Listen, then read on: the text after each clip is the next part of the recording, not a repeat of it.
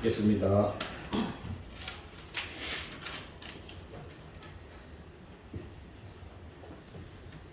지금도 계시고 전에도 계셨던 거룩하고 전능하신 우리 주 하나님, 저희들 긴 연휴 기간을 지내고 설레는 마음으로 주님의 거룩한 성회를 기억하고 저희의 마음을 주장하시어 주님께 불러주신 은혜에 감사드리옵나이다. 성령 하나님, 저희가 드려지는 경배와 찬양을 받으시고 이 예배 가운데 함께하사 저희의 마음을 잡아주시고 영의 길을 열어주셔서 하나님과 연관되는 예배가 되게 은혜 내려 주시옵소서. 긍휼의 하나님, 저희의 허물과 죄악을 아버지 앞에 내려놓습니다. 세상에서 자기의 욕심으로 사랑 없이 살아온 죄, 예배에 있어 형식적인 예배를 드린 죄들, 저희 교회 모든 성도들은 그저 몸만 왔다가 가는 유대인의 형식적 예배가 되지 않게 하시고 삶을 고치지 아니하면서도 태연히 예배만 드리는 사마리아인의 그릇된 예배가 되지 않도록 은혜로 붙들어 주시옵소서. 이 땅에 저희들을 위하여 피 흘리신 예수 그리스도의 죽음과 부활, 그리고 다시 오실 예수님을 확실하게 믿는 믿음이 우리 모두에게 허락하여 주시옵소서. 새해도 그제 같은데 한 달이라는 시간이 벌써 지나갔습니다. 아버지, 올 한 해에 의미 없이 흘러가는 시간이 되지 않고 삶의 변화가 일어나는 한 해가 될 수 있도록 인도하여 주시옵소서. 첫째는 저희에게 깨끗한 믿음이 세워지길 원하옵나이다. 조그만 불순물도 없는 깨끗한 믿음 안에서 저희의 삶이 온전히 드려질 수 있는 복된 한 해가 될 수 있도록 은총을 내려 주시옵소서. 둘째는 이 땅의 불안한 요소들을 거두어 주셔서 모두가 기쁨과 감사로 하나님께 예배하는 나라 되게 하시고 한 사람 한 사람 소망이 넘치는 한 해가 될 수 있도록 은혜 내려 주시옵소서. 교회를 위하여 기도합니다. 저희 교회가 바로 섬으로 우리의 이웃이 살게 하시고 죽어가는 수많은 영혼들에게 새 소망을 전하는 구원의 방주가 되게 하여 주시옵소서. 대강교회의 부흥의 불길을 주시옵소서. 유년부부터 작년에 이르기까지 성전이 차고 넘치는 축복이 있게 하여 주시옵소서. 또한 모든 성도들이 말씀과 기도에 힘쓰는 교회, 나라와 이웃과 성도들을 위하여 중보하는 복된 교회가 되게 하여 주시옵소서. 오늘도 성도들을 선한 길, 복된 길로 인도하시는 사자 목사님을 영육간 부족함이 없도록 붙들어 주시옵시고 복음의 사역을 감당하기에 어려움을 만나지 않도록 지켜주시고 늘 능력 있는 말씀으로 이끌어가는 데 부족함이 없도록 항상 함께하여 주시옵소서. 특별히 이 시간 육신의 병으로 고통받는 자 있습니까? 주님의 말씀을 듣는 순간 육신의 질병이 치료되게 하옵시고 상처받은 영혼이 위로와 쉼을 얻을 수 있도록 은혜 허락하여 주시옵소서. 사랑의 주님, 오늘도 주 앞에 헌신하는 일꾼들이 있습니다. 저들의 수고를 주께서 기억하시고 심는 대로 거두는 축복이 있게 하여 주옵소서. 성가대의 찬양을 기뻐 받으시고 찬양을 통하여 저희의 마음이 열려 모두가 연합되는 은혜의 시간 되게 하여 주시옵소서. 하나님, 올 한 해 저희 모두 세상의 빛과 소금의 역할을 충실히 감당하며 하나님께 영광을 드러내는 복된 한 해가 되기를 원하옵고 우리 주 예수 그리스도 이름으로 간절히 기도드리옵나이다. 아멘.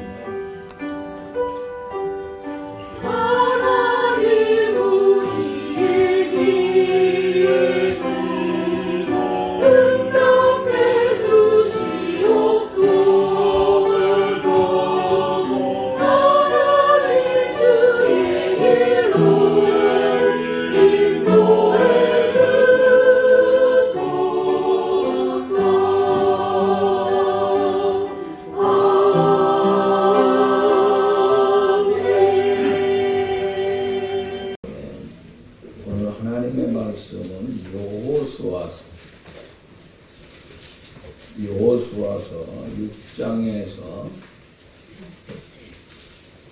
16절 말씀 되겠습니다.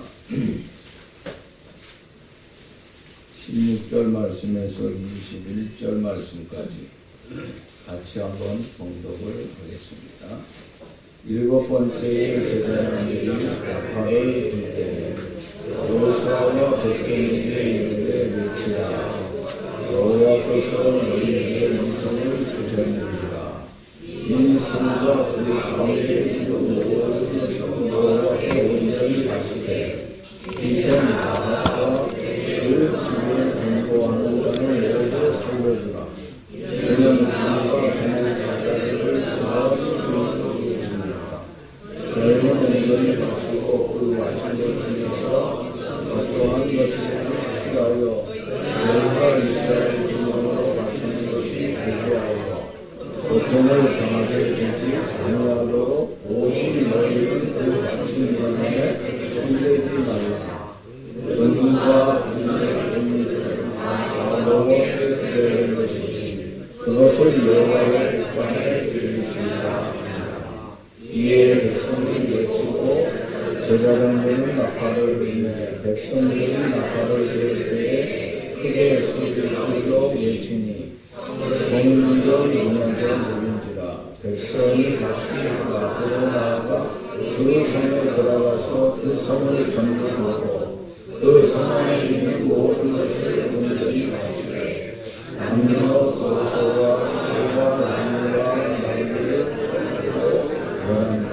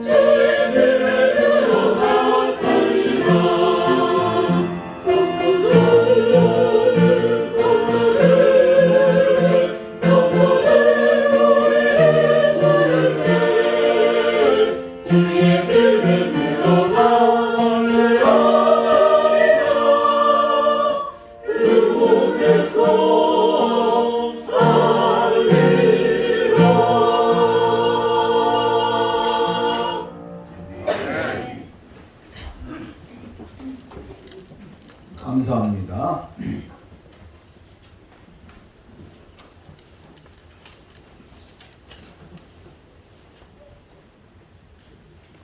옛날이나 지금이나 전쟁이라고 하는 것은 힘과 힘의 대결이면서 힘의 승부라고 하는 것입니다. 힘을 가진 편이 이기고 힘없는 편은 지는 것이 전쟁이라고 하는 것입니다. 물론 힘이라고 해서 여러 가지 총체적인 것이 있습니다. 다시 말하자면 전쟁에 있어서 그 전쟁을 이기기 위해서는 국력이 강해야 되겠죠. 또 군사력은 역시 마찬가지입니다. 군사력이 강하지 않으면 이길 수가 없어요. 그러나 그러한 가운데도 가장 중요한 역할이라고 하는 것은 활용할 수 있는 지략이라고 하는 것입니다. 그 지략이 뛰어날 적에 군사력과 또한 자기의 국력을 적절하게 잘 사용해서 승리할 수 있다고 하는 것입니다. 오늘 본문의 말씀을 보면은 여리고성을 점령하기 위하여서 이스라엘 백성들이 작전을 짜고 있는 것을 소개하고 있습니다. 우리는 이스라엘의 그 작전을 보면서 우리의 신앙에 살면서 어떻게 작전을 짜고 생활해야 되는가 하는 것들을 함께 생각하면서 오늘 은혜를 나누고자 하는 것입니다. 이스라엘이 여리고성을 공격하는데 거기에 직면하는 것들이 있었는데 우리가 본문에 가서 보면은 16절부터 봤지만은 맨 앞에 1절 말씀을 보세요. 1절에 보면 뭐라 그랬습니까? 이스라엘 자손들로 말미암아 여리고는 굳게 닫혔고 출입하는 자가 없더라 하고 말씀하고 있어요. 여리고성이 어떻게 됐어요? 문이 굳게 닫혀 있습니다. 왜 닫혀 있어요? 출입하는 자가 없어서 그런 게 아니라 그 앞에 뭐라 그랬어? 이스라엘 자손으로 이스라엘 백성을 얼마나 두려움을 떨렸으면 이스라엘 사람들 때문에 그러니까 여호수아와 그 군대의 그 삶을 보면서 두려움이 넘쳤다고 하는 거예요. 그래서 여리고에 있는 사람들이 두려웠기 때문에 문을 굳게 닫아 걸었다고 하는 것입니다. 그런데 이 굳게 닫힌 성문을 부수고 공격하는 것도 아니고 우리가 옛날 전쟁처럼 무슨 성곽을 확 뛰어넘어 가지고 공격하는 것도 아니라고 하는 것입니다. 그런데 마지막에 결론에 가서 보면 어떡하죠?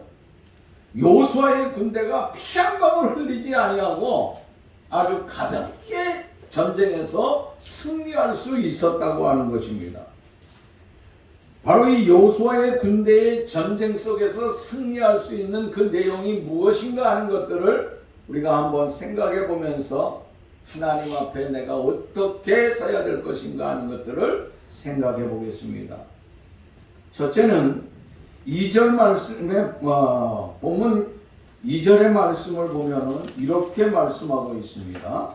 여호와께서 여호수아에게 이르시되 여호와께서 누구에게요? 여호수아에게 이렇다 하고 말씀하고 있어요. 다시 말하자면 하나님의 명령이 여호수아에게 임했다고 하는 것입니다. 그 명령이라고 하는 것은 이 여리고를 점령하기 위한 작전 명령이에요. 야, 이렇게 하라고 하면서 하나님께서 여호수아에게 명령을 내렸다고 하는 것입니다. 그런데 6절 말씀에 가서 보면은 또 이런 말씀이 있습니다. 눈의 아들 여호수아가 제사장들을 불러 그들에게 이르되 자, 여호수아는 어떻게 했어요? 하나님으로부터 들은 명령 작전 그것을 갖다가 누구에게 일렀어요? 제사장들에게 시달했다고 하는 것입니다. 뿐만 아니라 하나님께서는 백성들에게 명령하신 그 작전 명령 역시 지체하지 말고 모든 백성에게 전달했다고 하는 것입니다. 그것이 오늘 10절 말씀에 보면 나와 있는데 10절을 볼까요? 여호수아가 백성에게 명령하이르되 자, 여호수아가 이제 누구에게 명령을 했어요? 백성들에게 명령을 했다 그랬습니다. 그러니까 하나님께서 여호수아를 불러서 명령하였고 여호수아는 제사장과 백성들에게 명령을 했다고 하는 것입니다. 그 명령에 있어서 중요한 것들이 여기 오늘 말씀에 나와 있습니다. 8절 말씀 보면 이런 말씀 8절부터 9절까지 우리 전체적으로 같이 한번 읽어볼까요? 여호수아가 백성에게 이르기를 마침에 제사장 7은 양각 나팔 7을 잡고 여호와 앞에서 나아가며 나팔을 불고 여호와의 언약궤는 그 뒤를 따르며 그 무장한 자들은 나팔을 부는 제사장들 앞에서 행진하여 후군은 그 궤 뒤를 따르고 제사장들은 나팔을 불매 행진하더라.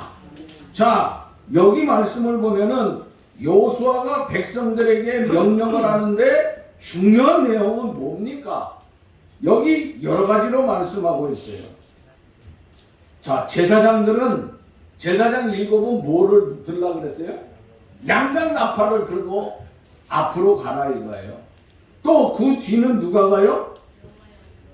언약궤가 가고 그 다음에 무장한 군인들이 가요. 맨 앞에는 물론 무장한 군인들이 가죠. 그래서 무장한 군인들로 인하여서 다 둘러싸였다고 하는 것입니다. 자, 이 말씀에 의해서 여호수아는 하나님의 명령에 순종을 하고 또 이스라엘 백성들은 여호수아가 말씀하는 그 명령에 그대로 순종하고 복종했다고 하는 것입니다. 여러분, 우리는 여기서 우리가 깨달아야 될 것이 있는데 뭐냐? 군대의 군기라고 하는 거 명령 개통에 금이 가면 큰일 난다고 하는 것입니다.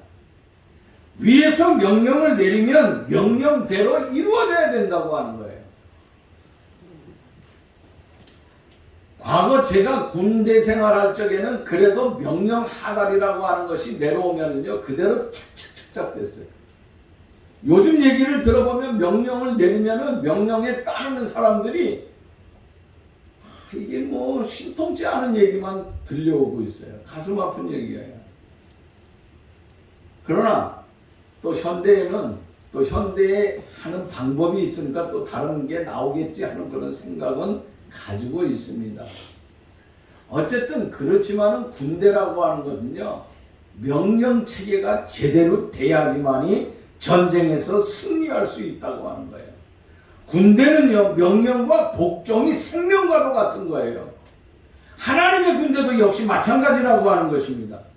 여러분, 성경 전체를 보면은요 우리가 구약의 그 창세기에서 말라기까지 보면은요 하나님께서 말씀하시는 그 명령에 순종하고 복종하면은 어떻게 됐습니까? 축복을 받아요. 생명을 영원히 얻을 수 있다고 하는 거예요. 그러나 불복종하면 어떻게 됩니까? 불복종하면요 한결같이 그들은 모두가 무서운 저주를 받거나 그들의 생명을 잃어버릴 수뿐이 없다고 하는 것입니다. 아담과 하와는 하나님 앞에 불복종함으로 말미암아 에덴의 동산에서 쫓겨나는 그런 꼴을 당하게 되었다고 하는 거예요. 그러나 노아는 어떻습니까? 하나님께서 방주를 만들라고 할 적에 얼마든지 반항하고 불순종할 수 있었어요. 아니, 어떻게 보면 우리 같으면 아마 불순종했을 거예요. 왜? 120년 동안 방주를 만드는데 그 방주 만드는 게 쉬운 거예요? 우리는 어떻습니까? 새해가 되면은 뭐든지 결심을 하잖아요. 내가 올해는 이렇게 해야 되겠다. 새벽 기도는 무조건 나가야 되겠다. 그런데 어떻게 해요? 작심 3일이 뭡니까? 해가 지나기 전에 그 모든 결심한 거 다 잊어버리고 살잖아요. 근데 노아는 어떻게 해요? 끊임없이 해가 짱짱한데도 불구하고 비 한 방울 내리지 아니하는 그런 날씨에도 불구하고 하나님께서는 방주를 만들라고 했더니 거기에 무조건 순종하고 복종했어요. 그러니까 노아와 그의 가족이 그 엄청난 홍수가 남에도 불구하고 세상 멸할 때 모두 다 구원받는 자리에 들어갔다고 하는 거예요. 이스라엘의 초대 왕이었던 사울은 하나님 앞에 불복종했습니다. 그가 복종하는 것 같지만은 불복종하는 삶을 통하여서 결국은 왕자리에서 비참하게 쫓겨나고 말았다고 하는 것이에요. 그러나 다윗은 어땠습니까? 이새의 아들로 태어나서 어떻게 보면 삶이 그렇게 편안하지도 못했지만은 그는 하나님 앞에 어릴 적부터 하나님의 말씀에 순종하며 살았습니다. 그래서 사무엘이 이 다윗을 만날 적에 이는 내 마음에 합한 사람이라고 하면서 칭찬을 받을 정도로 하나님 앞에 변함없이 순종하며 신실한 삶을 살았습니다. 그때 하나님께서는 다윗을 통하여서 계속 왕위를 있게 만들어 놓았다고 하는 것입니다. 이런 이야기라고 하는 것은 창세기부터 말라기까지 끊임없이 계속되고 있다고 하는 거예요. 오늘 여호수아에게 승리하는 비결이 무엇입니까? 하나님의 명령에 무조건적으로 복종할 뿐만 아니라 그 복종하면서 제사장과 백성들에게 그것을 시달할 적에 그 백성들이 어떻게 했습니까? 그대로 따랐다고 하는 것이에요. 얼마나 중요한 말씀인지 몰라요. 인생이라고 하는 것, 신앙이라고 하는 것, 우리의 삶이라고 하는 것, 우리도 승리하고 우리도 성공하기 위해서는 어떻게 해야 되겠습니까? 바로 이런 복종의 삶이 우리에게 있어야 된다고 하는 것입니다. 그런데 안타깝게도 세상에서 보면은요, 복종과 순종하는 거 누가 제일 잘합니까? 세상 속에서.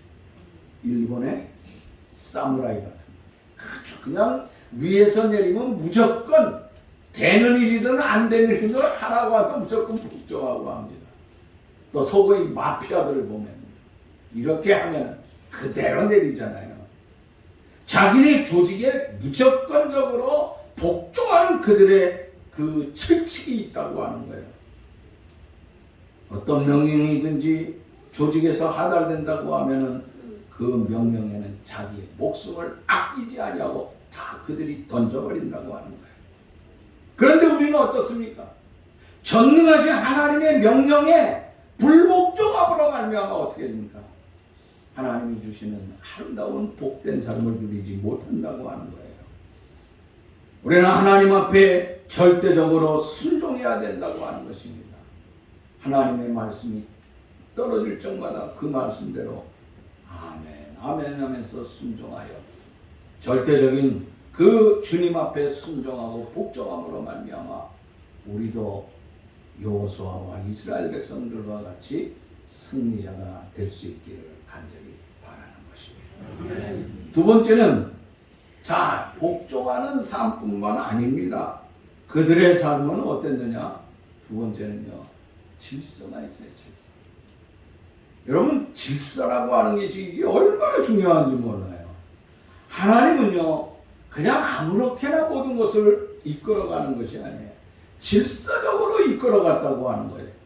천지창조를 할 적에도 그 순서라고 하는 것이 질서 정연하게 다 합리적인 면에 의해서 이루어졌다고 하는 것을 우리가 성경에서 발견할 수 있다고 하는 거예요. 예를 들어 말하면요, 하나님께서 깜깜한 세상 속에서 하늘과 땅을 만드는 게 아니에요. 제일 먼저 무엇을 만들었죠? 빛이에요. 빛이 있으라 그랬어요. 아니, 밝아야지 일을 할 수 있지 않겠어요? 빛이 있으라 그러면서 하늘을 만들었어요. 하늘을 만들고 거기에 해와 달과 별을 만드셨다고 하는 거예요. 공중에 새들이 날도록 하였습니다. 그리고 땅을 먼저 만드는 후에 땅을 만들어 놓으니까 거기에 뭐요? 강과 또 산도 만들어 놓고 이렇게 했다고 하는 것입니다. 그리고 나무를 또 풍성하게 허락해 주셨어요. 그리고 그 모든 것을 이제 그 속에서 그 물은 호수도 만들고 여러 가지 만들어 놓으면서 어떻게 합니까?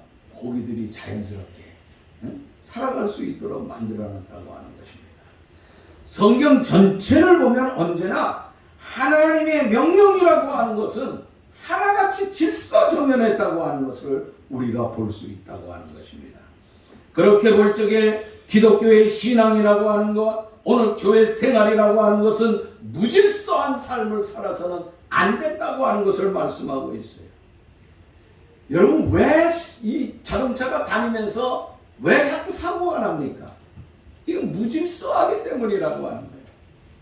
고속도로라든지 일반 자동차 전용도로에서 왜 사고가 납니까? 남보다 좀 더 빨리 가기 위해서 그냥 추월을 하다가 무질서한 추월을 하기 때문에 질서를 무지하기 때문에 그만 자동차가 와장창 깨지고 앞이나 뒤나 뭐 나뿐만 아니라 모든 사람들이 참 피해를 입는 이런 엄청난 일을 당한다고 하는 것입니다. 오늘 우리가 우리의 신앙의 삶을 어떻게 살아야 되겠느냐는 거예요. 질서정연한 삶이 필요하다고 하는 거예요. 오늘 본문 속에서도 보면 하나님의 작전 명령이 드러나게 되지요. 그때 굳게 닫힌 여리고 성을 점령하기 위하여서 이스라엘 백성들이 행동한 그 삶을 본다고 하면은 모든 군대는 하루에 한 번씩 백성들과 함께 여리고 성을 돌았다고 하는 것입니다. 그런데 그 도는 순서를 보면 어떻습니까? 7 제사장들은 양각 나팔을 들고 줄을 서지요. 그 앞에는 누가 섰다 그랬어요? 무장한 군인들이 섰어요. 그리고 제사장들이 따르고 제사장 뒤에 뭐가 따르죠? 언약궤가 따르고 그 뒤에 또 누가요? 무장한 군인들이 따라요. 자, 이거는 뭡니까? 무장한 군인들이 앞과 뒤에서 제사장과 언약궤 다 보호하고 있다고 하는 것은 이거는 언제 어떠한 시기에 무슨 일이 일어날지 모르기 때문에 경호하는 것, 또 군인들이 무장해야 하는 것, 이게 질서정연하게 이루어졌다고 하는 것입니다. 백성들은 그리고 그 뒤를 쫓아서 하루에 한 바퀴씩 엿새 동안 돌았다고 하는 거예요. 하루에 한 바퀴 다 돕니다. 그리고 한 바퀴를 돌고서 자기 진지를 돌아오게 되면 그때에 쉬고 저녁이 되니까 잠자리에 들었다고 하는 것입니다. 그리고 그 다음날 일어나면 똑같은 방법이에요. 무장한 군인들이 앞에 섭니다. 또 제사장이 7 제사장이 양각 나팔을 들고 갑니다. 언약궤가 갑니다. 무장한 군인들이 갑니다. 백성들이 거기 질서정연하게 쫓아서 돈다고 하는 것입니다. 자, 우리는 여기서 무엇을 발견할 수 있느냐? 질서라고 하는 것입니다. 질서.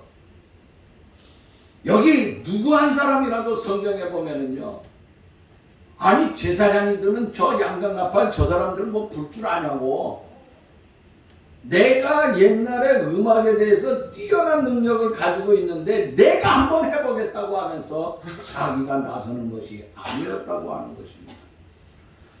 누구도 앞서서 나아간 사람이 없다고 하는 것입니다. 그들은 매일 하나같이 여호수아가 지시하는 그 명령에 의해서 질서정연하게 움직였다고 하는 것입니다. 우리가 세상을 살다가 보면은요, 지금 보면은 뭐 제가 이거 뭐 제 편견인지 모르겠지만은 후진국과 선진국의 차이는 무엇일까 하면 보면은요, 신호등이 없어도 질서정연하게 선진국은 따르더라고요. 어쩌다 미국에 한번 갔다 오면은요, 우리 아들이 운전하는 거 보면 답답해서 못 살겠어요. 그냥 양쪽에 차가 없으면 쓱 보고 우리 같으면 어떻게 해요? 확 지나가 버려요.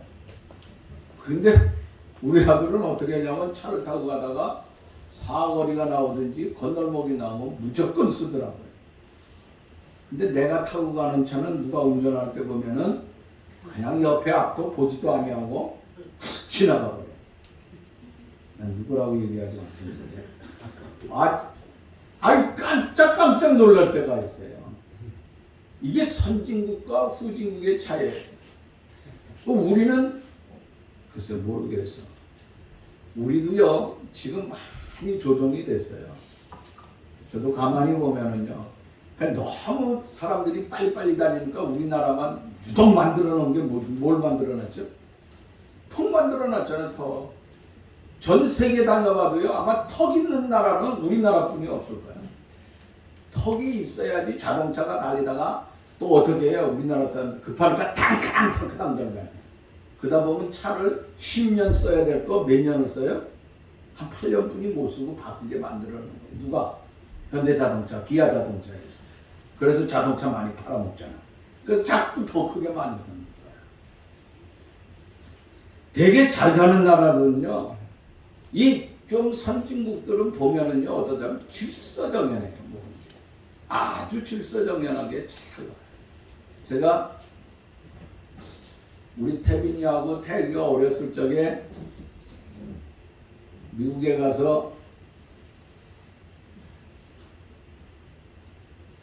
그 뭐지? 그랜드랜드인가 뭐 그런 거. 그랜드 캐년이 아니라 우리로 말하자면은 에버랜드? 응? 뭐라고? 아니 디즈니랜드가 아니고 우리나라에 저기 자연농원 있잖아. 용인 에버랜드 같은 데예요. 그런 데를 이제 갔어. 주일날 예배 끝나고요. 식구들이 이모가 데리고 가서 갔는데 뭐라고? 사람이 얼마나 많은지요. 근데 나는 그 욕심에 뭐가 생겨요? 애들을 많이 태워주고 싶잖아요. 너 여기 서 있어. 아빠 저기 가서 서 있을 테니까. 그래서 애들을 타고 내려오면은 내가 여기 앞에 서 있다가 쑥 가잖아요. 내 길이 뭐 이리 와! 그래서 이리 와서. 근데 우리 저기 조카 새끼들은요 성질이 나가지고 이러나 이 조그만 것들이 나한테 막 대들더라고. 이러면 안 된다 이거야. 거기는 이모부가 섰으니까 이모부가 타야 되는 거지. 형이 타야 되는 거 아니라 이거. 형이나 태빈이는 타는 거 아니라 이거예요. 정신이 바짝 들고 머리가 이렇게 쓰는데 야 그런 거 없어. 그냥 우리 이렇게 하다가 아유 진짜 야 내가 애만도 못하니까 인간이구나. 아유 진짜 나 그때 얼마나 창피한지 거기 더 이상 사람들이 나만 쳐다보더라고 이상하게. 그래서 쳐다보길래 나는 무슨 생각을 했냐면요. 훌륭한 아버지고 난 내가 생각하기에 훌륭한 아버지인 줄 착각했어요. 그래서 사람들이 보기에 웃어요 거기다가. 웃는 건 왜 웃겠어. 저 사람 잘한다. 아버지가 희생적인 사람이네. 이러는 줄 착각하고 있어서 바보 중에 바보지. 내가 무질서한 행동을 했다 이거야. 응? 근데 지금 우리나라는 어떤 나라가 됐어요? 선진국이 됐어요. 선진국. 이젠 그 턱도 좀 없앴으면 좋겠어. 야, 그래서 요새 먼저 온 차는 먼저 가고 늦게 온 차는 쉬었다가 순서대로 갈 수 있는 이런 삶이 좀 돼야 되지 않겠느냐. 자동차요. 여러분 아무리 빨리 달려도요. 내가 자동차를 여러분도 다 자동차 가지고 운행을 하시니까 그렇지만 급하다고 해서 아무리 빨리 가도요. 그거 그렇게 글쎄요. 얼마나 빨리 갈까요? 한 2분에서 많이 빠르면요. 5분 정도. 여기서 우리 집까지 여기서 출발해서 우리 집까지 가는데요. 저하고 우리 집 사람하고 둘이 한번 이쪽으로 가고 저쪽으로 가고 한번 이렇게 해봤어요. 그랬더니 서로 비슷비슷해요. 더 이상 얘기하면 조금 이상해질 수 있으니까 내 얘기는 질서를 지킵시다. 나는 천천히 가고 우리 집사람 빨리 가느냐? 그건 아니야. 나도 어느 때는 빨리 갈 수 있어. 내 말은 뭐냐면 너무 빨리 달릴 필요 없다 이거야. 적절하게 적절한 양에 의해서 달리자 이거야. 질서 정연해야 됩니다. 질서라고 하는 것은 내 양심의 질서도 있어야 돼요. 우리나라는 아까 얘기한 것처럼 나는 그것이 내 양심에 맞는 걸로 생각을 했어. 왜? 우리나라에서는 그랬으니까. 에버랜드 가면 내가 애들 탄 다음에 이리 와, 여기 와. 그래도 우리는 아무것도 안 해. 다 통하니까. 저 아비가 섰으니까 애들 넣는 거 다 통했어요. 선진국가니까 그게 아니더라 이거야. 내가 잘못했구나. 양심의 질서를 지켜야 돼요. 도덕의 질서를 지켜야 돼요. 가정에도 질서가 있어요. 이 사회에도 질서가 있어요. 신앙에도 질서가 있다고 하는 거예요. 질서를 지키면서 나아갈 수 있는 이런 아름다운 삶이 우리들에게 있기를 간절히 바라는 것입니다. 세 번째는요. 자, 세 번째는 그들이 어떻게 했느냐? 중요한 거는요. 나팔을 불었다고 합니다. 이 나팔 불었다고 하는 것이 얼마나 중요한지 몰라요. 첫째 날도 제사장들이 이 양각 나팔을 불어댔어요. 둘째 날도, 셋째 날도, 넷째 날도, 다섯째 날도, 여섯째 날도 그들이 불었어요. 일곱째 날 아침에는 일찍 도는데 7바퀴를 돕니다. 7바퀴를 돌고 나팔을 불었어요. 7번째 나팔을 불 적에 여호수아의 구령에 맞춰서 모든 백성들이 함성을 질렀다고 그랬어요. 일찍 똑같이 함성을 질렀다고 하는 거예요. 나팔 소리와 백성의 고함이 이루어질 적에 아주 내성병력과 같은 엄청난 소리가 들리더니 순간적으로 여리고성이 와르르 무너져버리고 말았다고 하는 것입니다. 중요한 것은요, 제사장 7만이 나팔을 불렀다고 하는 거예요. 모두 다 불어대는 게 아니에요. 이스라엘 백성들이.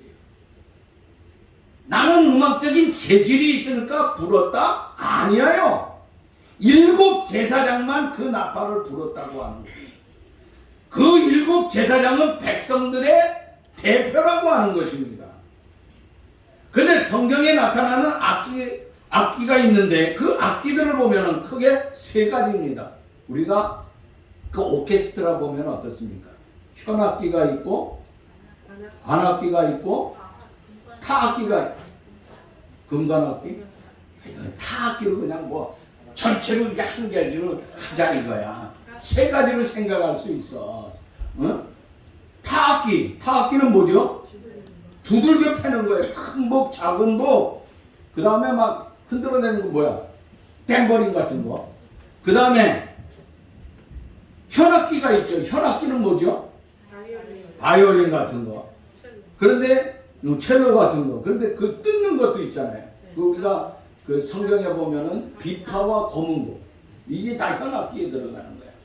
그 다음에 뭐 있어요? 통이 있는 거. 이거 뭐라 그래? 관악기.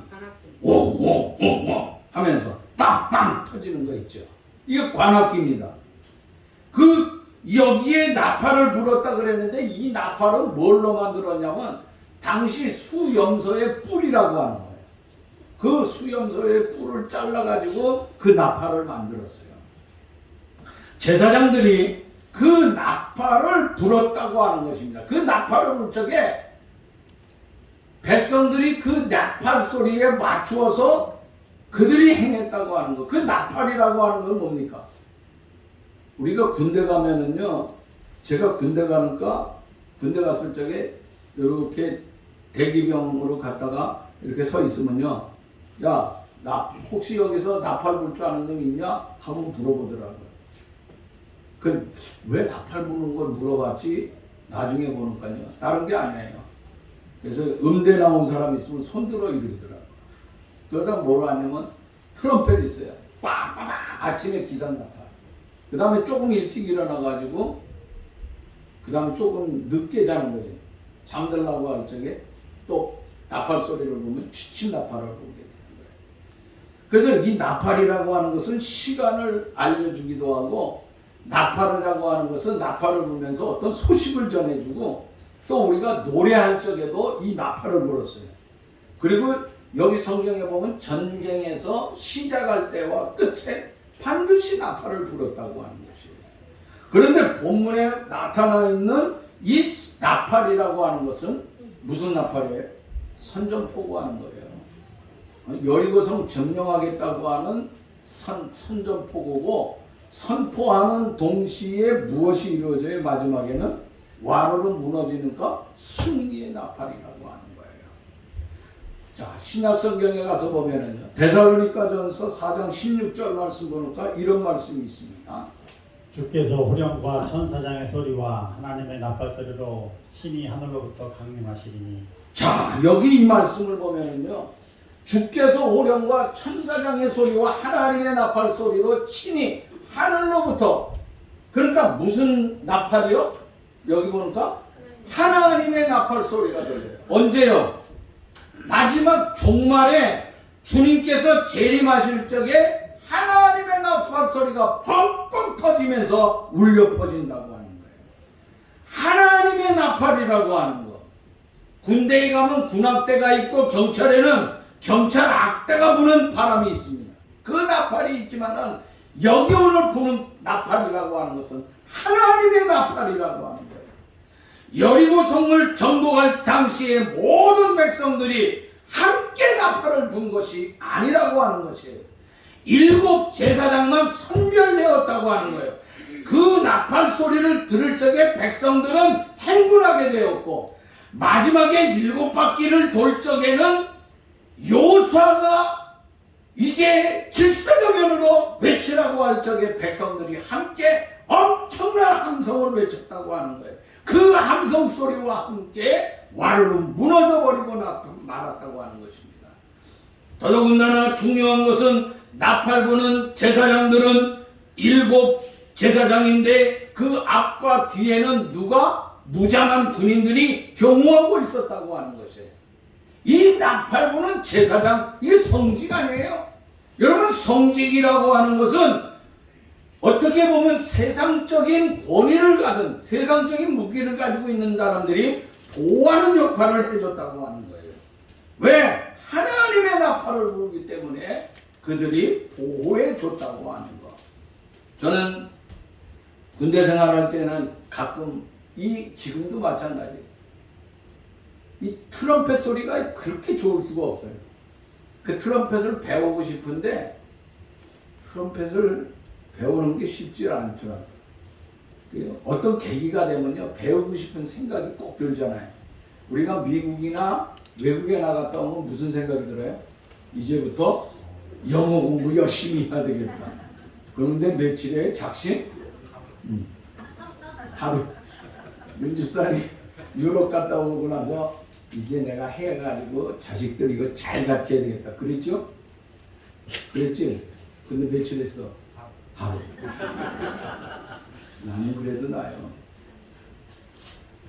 나는요, 미국 갔다 온 다음에 친구들하고, 야, 앞으로 영어 못하면 병신이야. 그 영어책 이만한 거 있어요. 응? 하여간 12권으로 되어 있는 거 있어요. 그거를 한 사람이 사가지고요, 다 복사해서, 응? 복사하는 거. 그래서 그 책을 가지고 다 나눠줬어요. 니들 영어 공부 이대로 해. 그 다음 녹음기 있잖아요. 옛날에는 카세트 있잖아요. 그걸 다 나눠줬어요. 딱 일주일 하더니 그 다음부터 생각이 안 나더라고요. 지금까지 어디 있는지도 모르겠어요. 아마 이사할 때 버렸을 것 같아요. 이야. 미국에 갔는데 예배를 드리는데요. 조그만 교회 가서 예배 드리는데 그 예배 드리다가 깜짝 놀란 게 있는데 뭐냐면 미국 목사님이 예배를 드리다가 느닷없이 내려오더니 트럼펫을 가지고 막 저기 뭐 예배에 은혜 받는 건 내가 모르잖아요. 왜? 이 사람이 영어로 하니까 나는 갔다가 무슨 소리인지도 아는지도 모르고 꺼먹고 있는데 은혜가 되는 건 나팔 소리. 트럼펫. 한국 와가지고 그때는 영어가 아니야. 트럼펫을 불어야 돼. 그래가지고 종로이가를 갔잖아, 내가. 종로이가 트럼펫, 부는 트럼펫 학원이 있어요. 내가 얼마나 대단한 사람이고 열심히 특신이야. 그래서 가서 들어가서 얘기를 했더니 뭐라냐면, 아저씨는요 트럼펫을 불기는 부족한 것 같아. 그러니까 색스폰을 부르는 거야. 색스폰은 아주 감미롭잖아요. 근데 나는 트럼펫을 좋더라고요. 그러다가 세월이 지났어요. 지금 몇 년 전에 제 처남 있죠. 우리 여기 와서 예배 드렸던 처남. 응? 장장님 저 뒤에서 했던 처남. 알죠? 그 처남이 느닷없이 우리 집에 트럼펫을 가지고 왔어. 매형! 트럼펫 이거 배워! 응? 아니야, 괜찮아. 누구 줘. 뭐 속으로는 얼마나 좋아했는지 몰라. 아무도 없을 적에 낮에, 밤에 부르면 큰일 나잖아. 그것만 빨대 요만한 거 있거든요. 그 다음 통 있는데 빨대만 가지고 연습을 해봤어요. 목구멍이 터져가고 무지가 심더라고. 다시는 못 부르겠어. 그래서 그냥 누구 줘버렸어요. 그냥. 아이고. 근데 저는 트럼펫이 좋더라고요, 솔직히. 트럼펫이 좋아. 자, 시간이 많이 지났어요. 어쨌든 트럼펫, 온 세상에 우리가 나팔을 불 수 있는 그런 상, 질서정연하게 그 나팔을 불 적에 다 무너져 내렸다고 하는 거. 마찬가지입니다. 마지막 주님 재림하실 적에는 천사장의 나팔 소리와 함께 주님이 재림하시기 때문에 이 나팔이라고 하는 것이 얼마나 중요한지, 온 세상에 울리는 우리가 진정한 그리스도인의 나팔 소리가 될 수 있는 이런 삶이 우리의 삶이 될 수 있기를 바라는 것입니다. 마지막으로 네 번째는 뭐냐? 언약궤가 있었다. 언약. 여러분, 언약궤를 가지고 뺑뺑 돌았어요. 하루에 한 바퀴, 마지막 날 7바퀴, 그 나팔 소리와 함께 그 뒤에 언약궤를 가지고 돌죠. 근데 그 언약궤에는 뭐가 들어있죠? 십계명, 돌판 십계명 2개가 들어있고, 그 다음에 광야에서 있었던 만나 당근 항아리, 그 다음에 뭐가 아론의 지팡이. 그런데 그 언약궤는 뭡니까? 하나님께서 이스라엘 백성들과 함께 한다고 하는 거예요. 하나님의 임재와 하나님의 은총과 하나님의 축복을 얘기하는 거예요. 그래서 언약궤가 전쟁에 나가면 그 전쟁은 언약궤를 통해서 승리하게 되는 거예요. 우리가 오벤에돔의 집에 언약궤가 있었잖아요. 잠시 있다가 어디로 들어오죠? 다윗성으로 들어오죠. 그때에 오벤에돔의 집이 엄청난 언약궤를 통해서 엄청난 축복을 받았어요.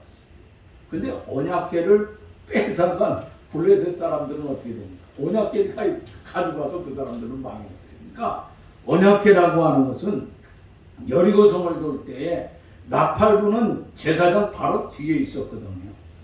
이것은 여리고성 함락 직전에 하나님께서 이스라엘 백성들과 함께 한다고 하는 증거를 보여주고 있다고 하는 것이에요.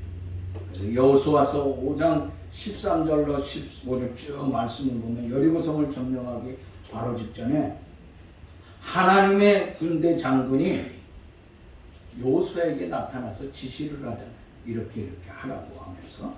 그래서 하나님의 군대의 장군이 나타나서 여호수아에게 여리고 작전에 대해서 이렇게 해라 하면서 지시를 합니다. 그 지시에 의해서 그가 순종을 하고 거기에 따를 적에 엄청난 승리의 삶을 누리게 되었지요. 오늘 하나님께서 함께 하신다고 하면은 언제 어디서나 승리할 수 있게 된다고 하는 것입니다. 자, 우리 찬송 한 장 부르겠습니다. 마틴 루터가 진 노래인데, 내 주는 강한 성이지요. 내 주는 강한 성. 내 힘만 의지할 때는 패할 수밖에 없다. 2절과 3절 부르겠습니다.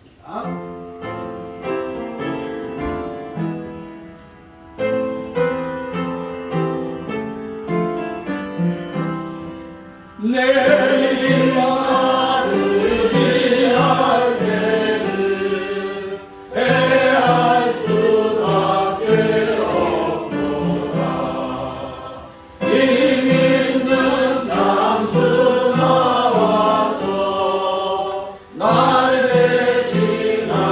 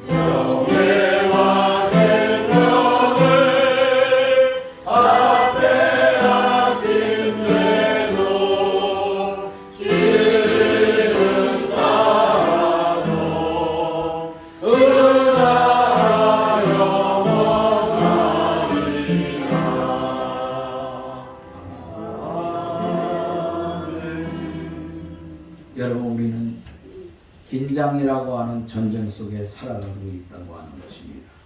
이럴 적에 진정 나와의 싸움에서 이겨야 되고, 죄악의 싸움에서 이겨야 되고, 유혹의 싸움에서 이겨야 되고, 마귀의 싸움에서 이겨야 된다고 하는 것입니다. 이것에서 이기기 위해서는 오늘 뭐라 그랬습니까? 절대 하나님 앞에 복종해라. 질서를 지키라.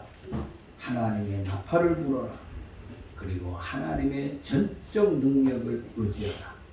그러므로 말미암아 우리의 삶에서 이 전쟁 마당에서 반드시 승리하는 대왕의 모든 가족들이 될 수 있기를 주의 이름으로 축원합니다.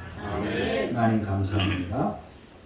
오늘도 주신 말씀을 쫓아서 믿음으로 바르고 신실하게 살게 하여 주시고, 하나님의 말씀에 복종할 뿐만 아니라 질서정연하게 하나님의 신령한 나팔을 불면서 하나님의 영광을 돌리며 전적으로 여호와를 의지하여 믿음으로 승리할 수 있는 대왕의 모든 가족들 다 되게 해 주옵소서.